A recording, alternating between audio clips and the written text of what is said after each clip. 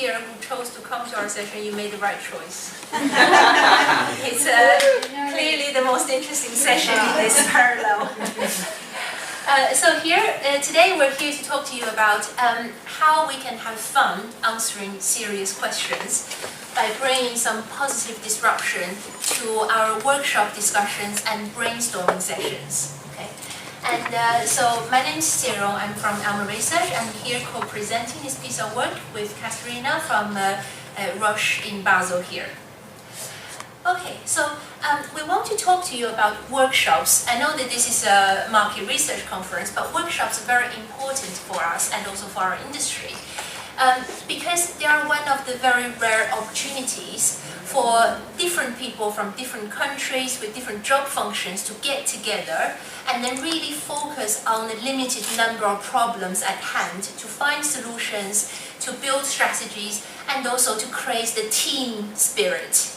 And on the other hand, that workshops, although most of these sessions only last for 1 day, 2 days sometimes, occasionally, but actually it's a huge amount of investment for us because it involves often 20, 30 people to come together to the same location at the same time. So that's about 200 working hours spent collectively to work on one particular problem or several particular problems, plus all the traveling, all the day-to-day immediate work that you have to put on hold to attend these workshop sessions. So because of these two reasons, we really want to maximize the workshop sessions that we do. We want them to be successful, we want the people to be engaged, and at the end of the workshop, we want to come up with something that's concrete, is actionable, is different, creative, innovative, the list goes on, right? So the expectation of workshops is usually quite high. But if you think back to your experience, it's not always a satisfactory experience to organize, so for the organizer of the workshops, but also for the attendees of the workshop. So, so I want to show you a scenario here. So have a look at this scenario. I think it's safe to say that almost all of us would have experienced workshops like this before. Okay. So some of us will just think, really, are we discussing this again? I recall a similar discussion not so long ago that it went probably nowhere. Some of us are preoccupied with their day-to-day work. They're probably checking emails underneath the table rather than focusing on working with the other attendees to solve the problem at hand. And then some of us just switched off completely, at least some of the time. Okay, so this is not uncommon, but we don't want this. So we want to ask, why do we have these kind of workshop experiences? Why can't we turn this into a productive, constructive, and also an innovative session? Well, it's because that a lot of the workshop problems or questions we discuss tend to be quite similar in nature. If you think about the problems you tend to turn to a workshop as a solution, they tend to be sort of quite similar, but maybe just in different scenarios, different circumstances, different markets, at different points of the brand life cycle. Now, the people you have these workshops with tend to be the same people. Okay, people come and go, but most of the time the team is largely the same people. And you have the same scenario, which is everybody sit around the table, have a discussion, very structured. You probably do your war games, probably do your SWOT analysis. And in an office meeting room, or at best in a hotel meeting room off-site. So if you ask the same questions to the same people in the same place, how can you expect something different? Okay, so towards the end of last year, we carried out a workshop with Katharina and her team at a global level, and for this particular workshop, we really wanted to do something different. So I'll pass the presentation to Katharina now, who will be telling us a bit more about the background to this workshop and the specific challenges we faced when we organized this workshop. Thanks, Kieran. So, as Kieran has just explain to you. So, first of all, we want to have a workshop, but let me explain why we needed this workshop. So, we had a product G that was launched a few years ago, and then was a very good uptake and continued to grow from the beginning. But last year, middle of last year, we start to see some decrease or stop in the growth. And then the question was, so what is happening and what we can do? What we can do also quickly. And we discussed with the countries, especially with the countries where this problem was, and we realized what were the main barriers. And so the barriers was quite clear, but the key question was, and now, how can we overcome these barriers? And taking account there was a very deep understanding from the countries regarding the barriers. They met every day for the last 3-4 years, the customers, and also they know very well the market. So we thought we can leverage this experience and this knowledge. And then we decided that it could be a good option having a global workshop involving the countries. Obviously, we start to face a few challenges. And the few challenges were the first one, how we can leverage the internal experience and knowledge, but without doing exactly the same things as before. We're the same people, but we need a new solution. The second one was the short time that we needed to do something and something that would have a real impact. And it was, as Cyril mentioned, it was around the end of last year, so we are talking about November. How you can find people, November where it's super busy time and people is very focused on other priorities. And the last one was this product was not a recent launch, so also the focus from the countries, the focus from the company was not as first priority regarding this product. Have in mind these 3 challenges and have in mind what was our overall purpose. I contacted 3 different agencies and obviously Elma too, and then Xirong came to us with a very great proposal. Thank you. So, how exactly can we overcome these challenges when we organize this workshop? Well, we thought, okay, we need to take a step back.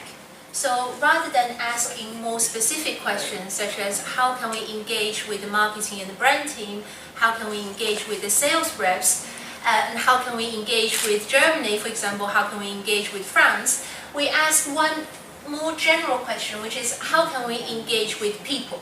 Okay, so regardless of what job they do, job functions they do, regardless of what background they come from, regardless of which country they're based in, we all share something universal as humans, and we want to capture that something that we share as humans in order to create a more universal engagement with all the attendees during the workshop.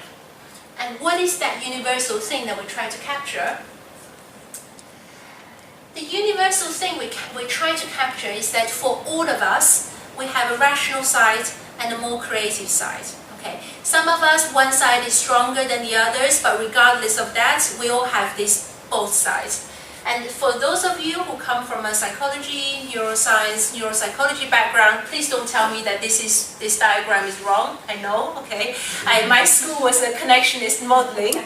We know now that there's more crossover between the 2 brain hemispheres, but I think the analogy still stands, okay. So we have these cognitive capacities to be rational, which help us to be analytical and logical, help us to process things in a very super organized and orderly manner, and that makes us very good at following instructions and sees the details.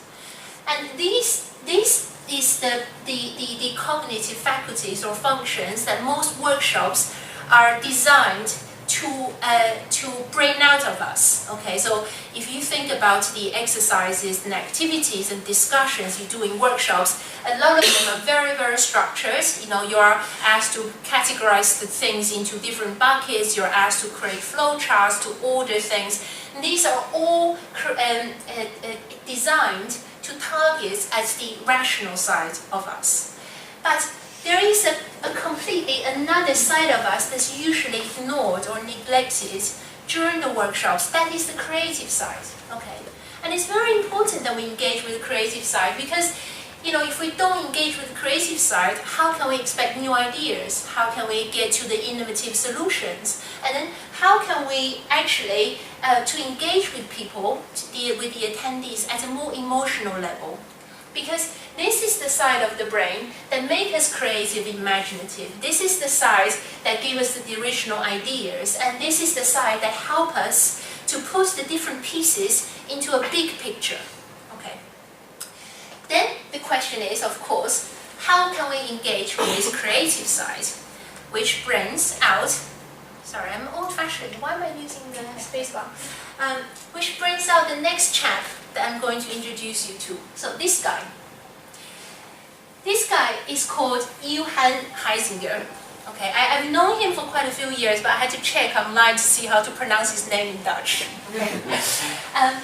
He was a Dutch historian and a cultural theorist, and he was the person who coined the term Homo ludens in 1938, so exactly 80 years ago.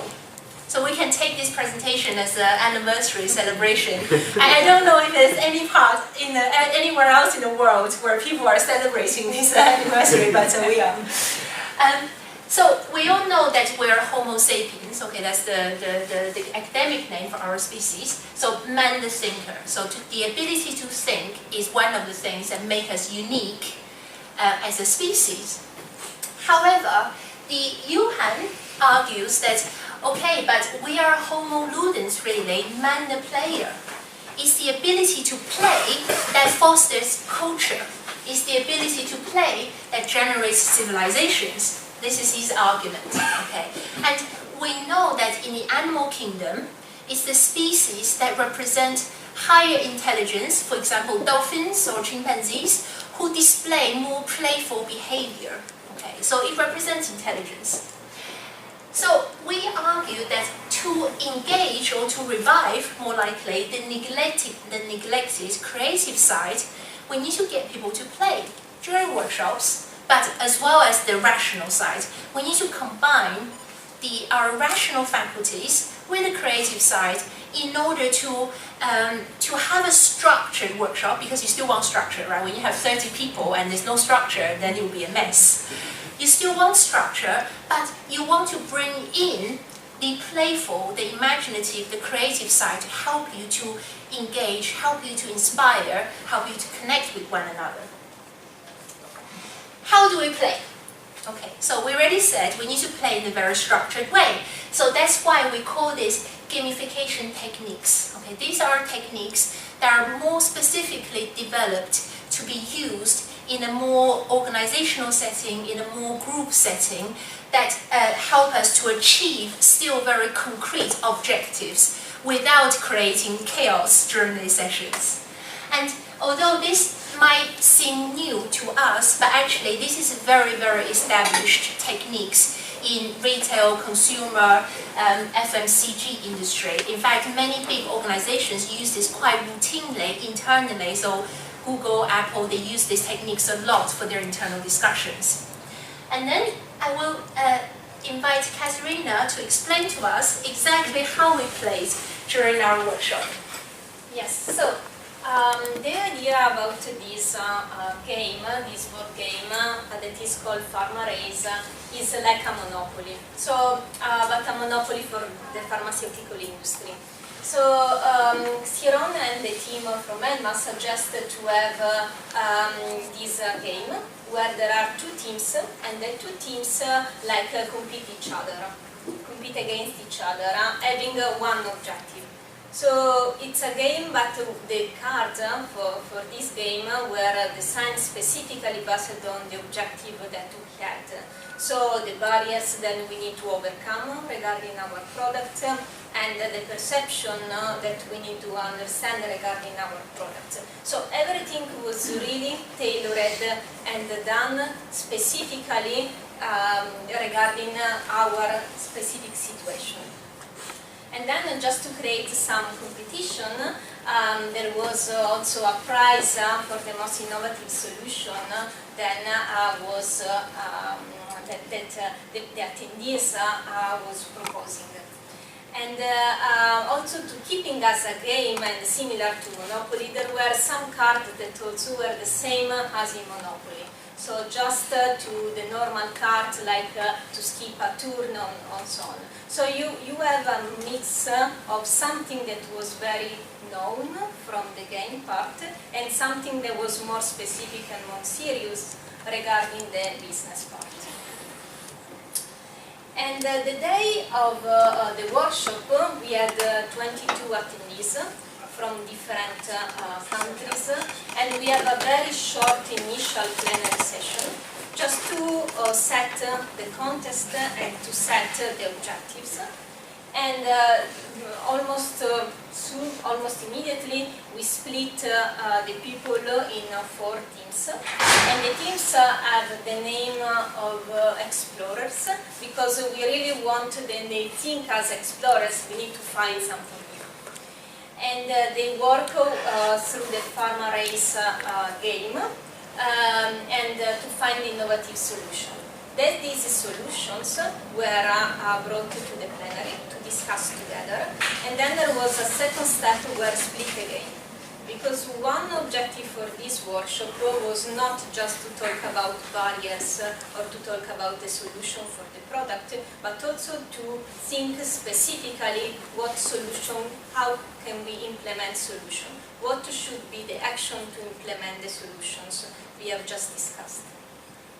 So the workshop was closed with a plenary session where was a specific action plan, and each attendees bring like a take-home action to their country. What was the specific action they want to implement for the product? So we talk a lot about the game and the fun part. But there was a lot of pre-work, very serious pre-work, because we really want to do all the work before in terms of discuss with the countries, engage the countries, have a clear objective, clear agenda, and also like to be sure we have a clear barriers regarding the product identified before. So the workshop, the day for the workshop was very focused on the actions. People need to talk, need to play to find the solutions. And before the workshop and during the workshop was definitely crucial. So to work in a very structured way but having fun. But the crucial one, the most important one is after the workshop. Because we didn't want just the workshop was itself, just to have a nice day together. We really want that when people came back to their countries, they can bring something more. They can really do something to change the trend of the product. So not only the immediate take-home action, but the other things was to send them some printed material, the team booklet, where there was the key points that was we discussed and we built during the workshop.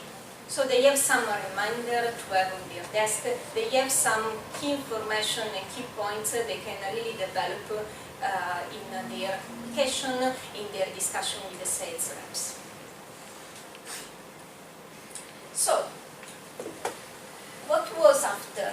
After we had, so first of all, very positive feedback from the attendees. The attendees have quite fun, but at the same time they recognize the serious aspect. And so there was an engagement, very strong engagement. That was also one of the key objectives that we had, because we want to create noise again around the product, even if it's not a product in launch. And after in a few weeks and months, what was done was send the material, as I said, but also they started to implement some of the action. They choose some of them, they understood what was more applicable to their countries, and some of them also they implement in their communication some of the key points we have discussed and we have agreed during the workshop. And finally, one of the main questions that I have received from my business team was how we can ensure that was a successful workshop that really has a business impact. So, luckily, the trend of the product now is changed, so it's a positive trend again. And there was also not only these actions, there was also other activities done from the company. But I really believe that this one of the pieces then could then contribute to that positive trend again. Because there was again a noise regarding the product in the countries, there was a new focus, and there was also a new idea that countries had the possibility to implement with their field force. So here is just one example of using gamification techniques during your workshop, during your brainstorming sessions. And as Katerina explained, that the farmer race, the cars, the setup was designed specifically based on her team's objectives, business objectives, and business questions. But it is not the only way that you can play during workshops, right? We're here to give you some ideas, okay? But you can go home and try something differently. And here are some more ideas, okay? So one is that instead of playing a board game, we can play with toys, okay? And in this case are Legos, the actual Lego pieces, okay? And it's called Lego Series Play. It's a facilitation technique that really helps to open up communication, to break down the barriers of hierarchy, and to get people to generate ideas through building and through storytelling, through metaphors, through analogies. I'll explain a bit more on this later. And we can get even more creative by bringing art into your workshop sessions. So we can introduce an on-site illustrator, so a bit like the courtroom illustrators that you may have seen in very old-fashioned films. I don't know if they still have those in modern times. But this is a much less serious case. So by having the illustrator on site, he or she can capture the crystallized collective thinking process that arrived at the conclusions of the workshop as a very memorable reminder, and also it helps people to relate to the conclusions, to the actions that you have decided in a more personal way. Again, I will explain why. Okay, so Lego Series Play. So has everybody played with Lego before? All of you? Yes. I have to stop. I have to say that even growing up in China, I played with Legos when I was a kid. Another thing is that if I remember correctly, my Lego experience came before my Pringle experience. Okay, just put it out there. It's the power of marketing, right? They're incredibly good at marketing their product, as you can tell from all these superhero films that they're doing now. So this technique was actually created by the grandson of the original creator of Legos. And he created these techniques because he was not happy with how their internal discussion sessions were done. So he said, well, I want to do something different, and he created this technique, and now they've licensed it. So now they're charging for it, so you have to be trained to be a special facilitator. You have to pay Lego to use this, okay? Another marketing success, I think. So how does this work? I'll give you the simplest example, okay? So imagine that you're in a workshop session, you're trying to discuss brand strategy, okay? It's one of the things we always talk about in workshops. So I say, okay, everybody has got a pile of Lego pieces, random ones in front of them. I say, okay, everybody, take 5 random pieces from the pile, any piece you want, and put them together in any way you want. Simple, right? And especially that even if you haven't played Lego before, it's quite intuitive as a toy. Okay, so after everybody's built these models, I say, okay, so you down there, if you have to use this model that you have just built to represent the perfect brand strategy, can you explain how this model represents that? Okay, they might start to hear people saying, okay, this really long bottom part represents a very solid understanding of the market space, and this out thin stretching part represents our communication strategy, and so on. And then they can proceed to ask more questions. Okay, so use this model to explain what kind of brand strategy we should have for our product. And they might say, okay, here and there, but they say, okay, if you want to improve this model to represent a better strategy, what would it be? Okay, then you start building on the models, then you start to talk more and more, you work with your hands and you work with your minds, and then also in these sessions, the questions you ask are directed towards the models you're building. Okay, so tell me why that you put the red piece there, rather than tell me why you think this way, right? It's less personal, it creates a more open and safer environment for people with different seniorities in the team to have a very open discussion. And another advantage of this is that it gets you to work with your hands. It's same with farmer race, in fact, because you have to roll the dice and to flip the cards. The hands are very important. You know, the school of psychology I came from argues that if you strap people down, they are not able to move their hands when they talk. They find it much more difficult to generate language. Their speech rate goes down, the richness of their vocabulary goes down. So while building on the models, people actually talk more, they generate more language. Okay? It fosters the discussion. And then we have the art. Okay, so here are just some examples of what the illustrator can do in a workshop session. The nice thing about this is that this is immediately available at the end of the workshop. Okay, so people can actually take this home with them. They can read it on the plane. They can remind themselves, revise how exactly they come to the conclusion during the day. Okay, and another nice thing about this is that people recognize themselves in these comic strips. Okay, so like, oh, I was there. So it creates a more personal connection to the experience, to the team, to the product that you discussed, and to the actions that you decided. And the funny thing is that one of my colleagues, we're nearly there. Yeah. One of my colleagues moderated one of the sessions with the illustrator, and he's got these very pointy, fashionable shoes. Okay, and the comic strip that we received, the first frame is actually a zoom in of his pointy shoes. You know, this illustrator is very astute to capture, you know, the uniqueness and the key moments during the workshop. And I think that's all from us. Caroline's chasing me. So, you know, for your next workshop, you know, instead of everybody sitting around and discuss, have a think about what different things we can do.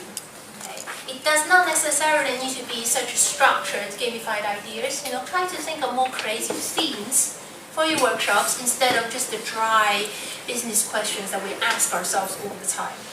And finally, have fun answering serious questions. I'm